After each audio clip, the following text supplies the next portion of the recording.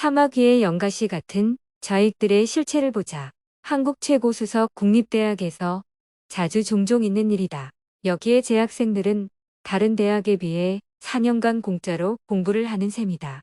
수재 등급의 우수한 성적으로 보통 평범한 남들보다 훨씬 좋은 대학을 다녀 4년간 장학금도 쉽게 받고 우수하고 좋은 머리로 공부하고 연구하고 세미나 등등을 한다고 스스로 제법 정신이 없다. 그러다가 일부는 재수없게 지도교수나 동아리 선배들을 잘못 만나 인생을 거꾸로 살아야 하는 경우가 꽤 난다. 이들이 바로 자생적 좌파로 대학을 졸업할 때쯤 되면 좌익으로 완전 변질, 사상적 자폐 환자가 되어 있다. 제정신이 아니라 이들은 취업도 용감하게 포기하고 심지어 부모도 버리고 좌익의 정치 밑바닥에서 생계형 좌익종 신종자가 된다. 마치 연가시에 걸린 사마귀 같다. 왜 그럴까? 그 이유를 살펴보자. 특히 취업이 잘 안 되는 인문사회학 계열에 이런 졸업생이 많다. 이곳은 선배들도 이상하지만 저파의 물등 교수가 예상보다 훨씬 많기도 하다. 그 이름을 열거하면 줄줄이 나온다. 그곳 출신들은 다 안다. 그에 대한 증거로 한국 주요 정치 좌파들의 출신 학교를 보면 절대 다수가 한국 최고학부로 국민 세금인 국비로 공부하는 서울대학이 이에 해당이 된다. 이는 무엇을 말하는가? 생각이 가난하고 못난 자식들이 자기 돈 안 내고 공짜로 공부하는 대학에 들어가면 아차 하는 순간 좌익으로 넘어간다. 이유는 간단하다.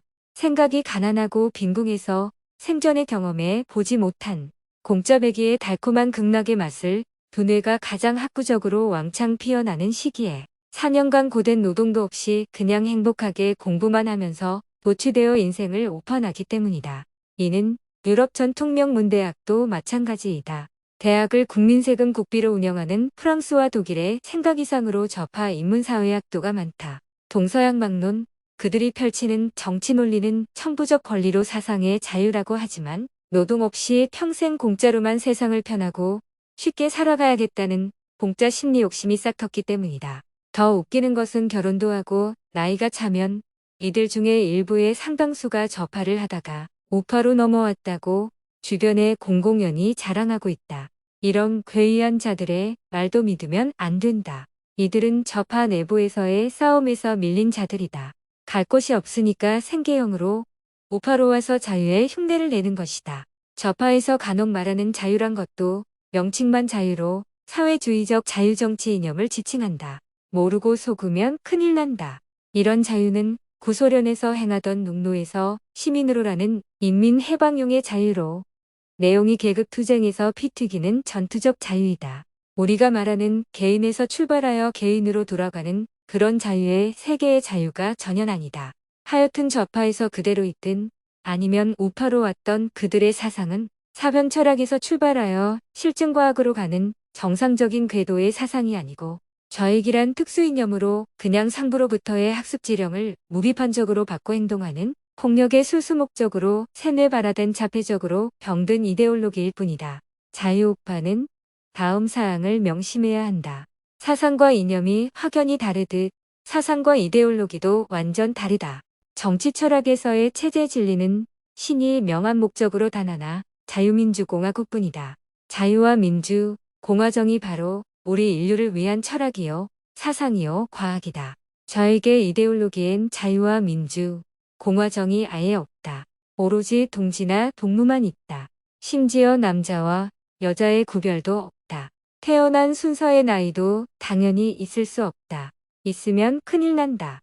모조리 평등한 동무나 동지로 같은 모양으로 태어나 숨쉬며 생로병사하는 유기체적 물질인간들 뿐이다. 바로 좌파의 생명줄 유물론이다. 이들이 자유우파와의 사상체제 전쟁에서 수두로 여기며 매우 중요시하는 것으로 정치적 용어 우선 사용이 있다.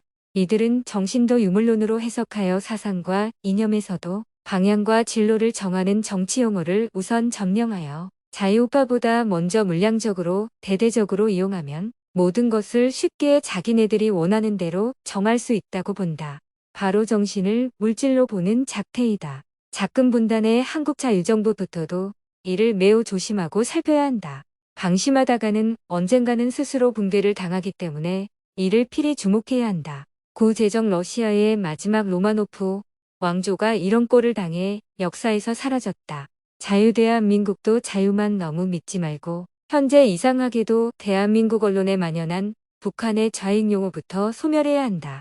좌익의 간첩 수준의 정치인들이 언론에서 이런 용어를 예사로 사용하고 있다. 이를 방치하면 나라 전체에 공산주의의 독이 올라 매우 위험한 경지에 이른다. 또 학문의 발전을 위하여 무한한 자유를 제공하는 대학에서는 현재 스스로 좌익으로 괄목한 만한 큰 공을 못 세워 안다라는 지식인 무리로 교수와 대학원생 등등이 꽤 있다. 이들이 좌파 정치 이론으로 학단을 꾸미고 연대를 이어 줄줄이 박사학위를 따는 등 그 형태가 심히 괴롭다. 심지어 간첩 수준의 좌파 정치인들을 학계 및 언론과 방송 등등 후원해서 거듭 도우고 있다. 이들은 대학에서 국민지원금으로 공부를 하면서도 자유대한민국에 필요한 자유의 가치엔 외면하고 있다. 특히 이들이 자주 사용하는 기본적 용어로 즐겨 쓰는 이데올로기란 것도 서민대중을 기만하는 용어로 그 창시자가 바로 레닌이다. 거짓이상 국가사상으로 인간들을 모두 속여 집단지옥의 노이시장으로 국가체제를 만들자는 구소련 제국의 순회부 지도자로 정신 나간 레닌의 목소리이다. 무엇보다 우선적으로 자유를 완전히 보장해주는 상하탑의 대학에서 학문의 자유라는 검은 망토를 쓰고 좌익을 전파하는 대학 교수들부터 강단에서 몰아내야 한다. 자유국가에서 이런 교수들은 미국의 하버드 대학 등에도 제법 있고 영국의 캠브리지 등에도 상당수가 봉급을 받고 있다. 이들은 인간을 모조리 노동하는 인민으로 보고 러시아의 농노보다 더 못한 집단 공장의 생산노예로 만들려고 아예 작당을 하고 있다. 4년간 대학에서 자유의 가치를 공부하고 연구해도 시간이 부족한데 하물며 좌파라니 국제 경쟁력을 강화를 위해서도 이런 좌파를 용납해서는 안 된다. 그래도 꼭 하고 싶으면 중공이나 베트남, 쿠바 등 공산주의 적성국으로 가서 학예해야 한다. 정치에서 개인의 자유와 독립과 안전을 중시하는 사상이 조금이라도 훼손당하면 그곳은 필히 망국의 수순을 밟는다. 예를 들면 경제학을 저익으로만 해석하여 상품 부가가치를 온전히 부정하고 오로지 넓은 정방형의 농토에서 똑같이 반듯한 공동가옥과 붉게 페인트로 칠한 트랙터가 몇 대 보이는 아름다운 전원의 협동조합이 농촌만을 최고로 여기고 있다. 그래서 그런 지상 낙원의 사상으로 무장한 공산당원인 자기들 빼고는 모조리 다 온순하고 선량하고 왜소한 농부가 되어 태어나 죽는 그날까지 아름다운 자연의 농촌에서 일과에 맞추어 내내 부지런히 일하고 수확한 현물을 세금으로 바치고 당에서 주는 군복 같은 작업복과 정해진 크기의 봉투 식량 배급 등 선물을 행복하게 기다려야만 하는 것이다. 이게 바로 좌익이 만구에 노리는 실상이다. 한번 좌익이 되면 죽는 그날까지 좌익이다. 그들은 이미 뇌가 좌익의 연가시에 걸려 병든 사마귀처럼 본인들도 모르게 좌파의 명령을 인류의 숙명적인 지상 과제로 보고 자신이 죽는 그날까지 몸과 정신이 좀비처럼 영혼도 없이 살다가 간다. 이미 실상에서 수없이 보듯이 저에겐 치료약이 정말 전혀 없다. 그래서 인간 사회에는 자유스러운 명문의 전통이 대를 잇든 아니든 울타리 없이 모두들에게 공정하게 선택에 의해 필요하다.